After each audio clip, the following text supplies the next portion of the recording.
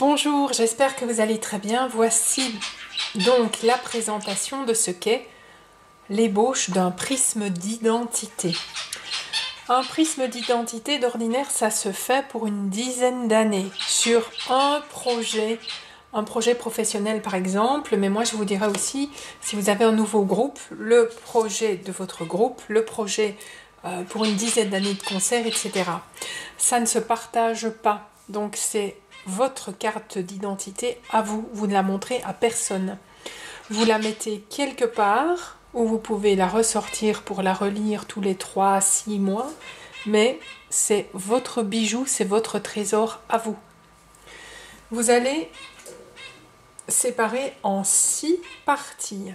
Comme je l'ai dit à certains d'entre vous, le prisme d'identité, quand on fait le stage pour pouvoir en faire un, ça coûte entre 600 et beaucoup plus d'euros.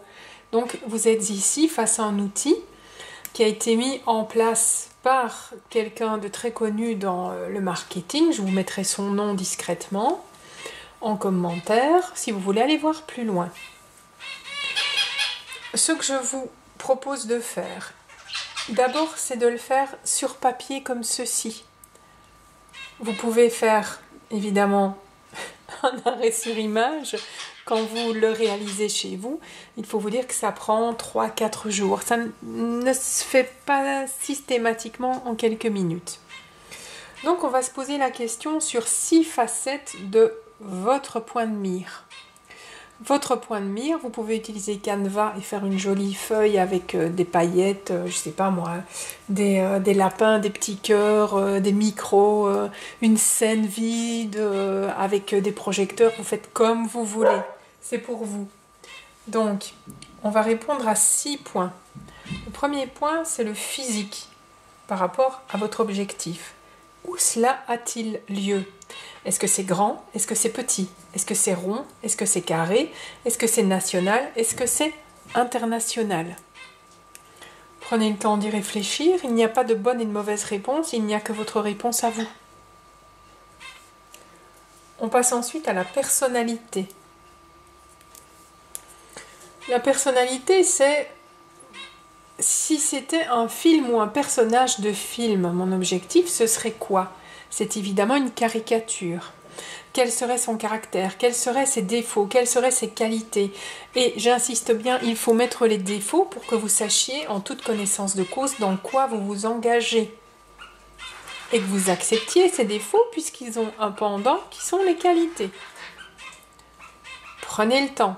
Si c'est nécessaire, vous faites un brainstorming, c'est-à-dire vous prenez une feuille et pendant la journée, vous passez devant la feuille et vous relisez, vous notez, tiens, est-ce que ça serait un défaut, est-ce que ça serait une qualité de mon objectif. Troisième chose, on passe à la culture.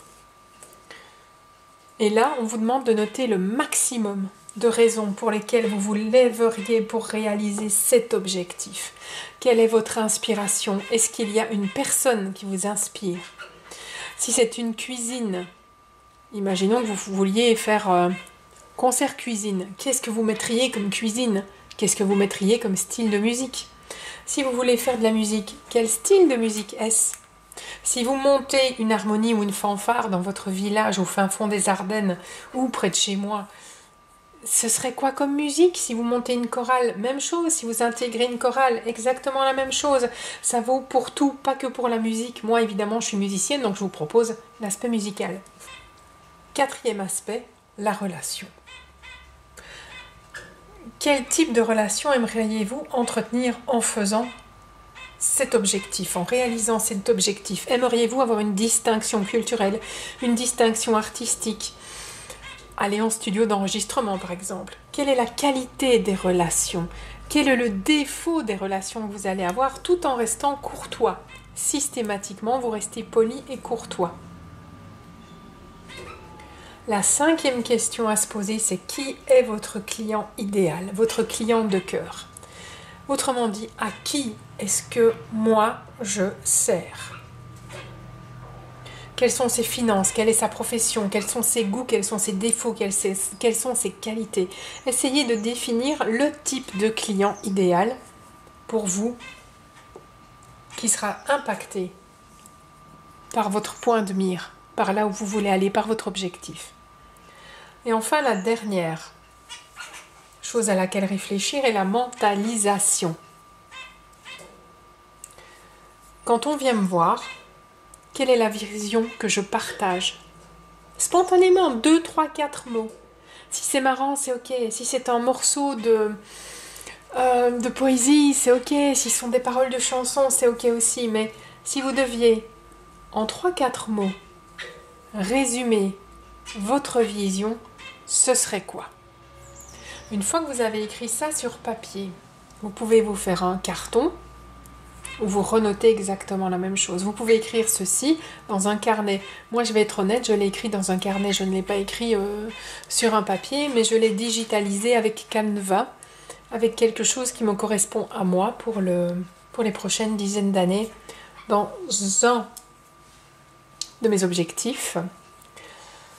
Voilà, réfléchissez-y, pensez-y. Avant la rentrée scolaire, ça peut être une bonne question à se poser. Aussi évidemment début d'année civile. Si vous lancez quelque chose de nouveau, ceci est un outil ultra précieux. À vous de jouer!